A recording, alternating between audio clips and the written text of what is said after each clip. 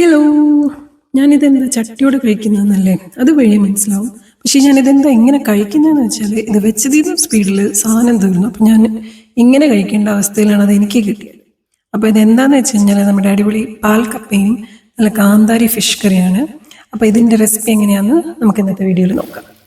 ഇതിന് രണ്ട് marination prepare ചെയ്യുന്നുണ്ട്. ഇപ്പം ഈ പ്രിപ്പയർ ചെയ്യുന്നത് ലേറ്റർ യൂസ് ചെയ്യാനുള്ള മാരിനേഷനാണ്. അതായത് നമ്മുടെ മീൻ വറുത്തതിന് ശേഷം ഗ്രേവിക്ക് വേണ്ടിയിട്ടുള്ള മാരിനേഷൻ. അപ്പോൾ അതിനായിട്ട് പെപ്പർകോൺസ്, ചെറിയ ഉള്ളി, ഒരു കഷ്ണം വലിയ ഉള്ളി, കറിവേപ്പില, വേണമെങ്കിൽ നിങ്ങൾക്ക് കൊറിയാൻഡർ ലീവ്സും ചേർക്കാം കേട്ടോ.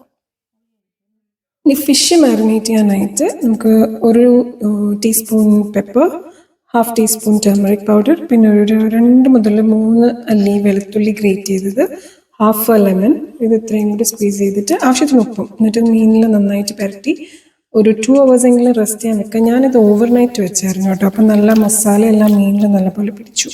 മീൻ ടൈം നമുക്ക് കപ്പ നല്ലപോലെ വേവിച്ചെടുക്കാം. ഇനി നമുക്ക് പാൻ ചൂടാക്കി അതിനകത്ത് ആവശ്യത്തിന് കറിവേപ്പില ഇട്ടിട്ട് മീൻ ഒന്ന് 2 സൈഡിൽ ഒരു 5 മിനിറ്റ് വരും നമുക്കൊന്ന് ഫ്രൈ ചെയ്തെടുക്കാം. അതിൽ കൂടുതലാവേണ്ട ആവശ്യമില്ല. നമുക്കിത് ഡീപ്പ് ഫ്രൈയോ അല്ലെങ്കിൽ ഒത്തിരി നല്ല മൊരിച്ച് പൊരിക്കേണ്ട ആവശ്യമൊന്നുമില്ല. കാരണം ഇത് നമുക്ക് പിന്നീട് ഒരു ഗ്രേവിയും കൂടി ഇടുമ്പോൾ മീൻ പൊടിഞ്ഞു പോകാനും പാടില്ല. ഒരു 5 minutes on both the sides enough ആവും.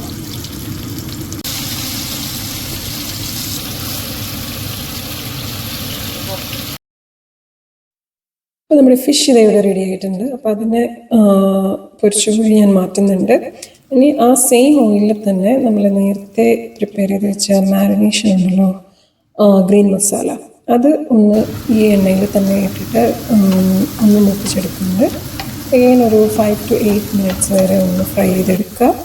അതിനകത്ത് നമ്മൾ ഇതിൽ ഒത്തിരി അധികം മസാല ഒന്നും ചേർക്കുന്നില്ല. ആകെപ്പാടെ ഇനി നമ്മൾ ചേർക്കാൻ പോകുന്നത് മഞ്ഞൾപ്പൊടിയും ഉപ്പും മാത്രമാണ്. ഒരു 1/4 ടീസ്പൂൺ മഞ്ഞൾപ്പൊടി, ആവശ്യത്തിന് ഉപ്പും ചേർത്തിട്ട് ഒന്ന് 2 minutes ഒന്ന് സോട്ട് ചെയ്തെടുത്തതിന് ശേഷം ഇതിനെ നമുക്ക് ഇനി കോക്കനട്ട് മിൽക്കാണ് ഒഴിക്കാൻ പോകുന്നത്. ഞാനിവിടെ ടിന്നിലെ കോക്കനട്ട് മിൽക്കാണ് യൂസ് ചെയ്തിട്ടുള്ളത്. നിങ്ങൾക്ക് ഫ്രഷ് വേണമെങ്കിലും യൂസ് ചെയ്യാം. അതൊന്ന് ഒഴിച്ച് നല്ലപോലെ ഒന്ന് മിക്സ് ചെയ്ത് ഒന്ന് സൈഡ് തിളച്ച് തുടങ്ങുന്ന പരുവം വരുമ്പോഴത്തേക്കും പൊരിച്ചു മാറ്റി വെച്ച ഫിഷും കൂടി ഇട്ട് ഒന്ന് പാൻ ഒന്ന് ഇളക്കി കൊടുക്കാനേ പാടുള്ളൂ. സ്പൂൺ അധികം യൂസ് ചെയ്യരുത്, മീൻ പൊടിഞ്ഞു പോവും.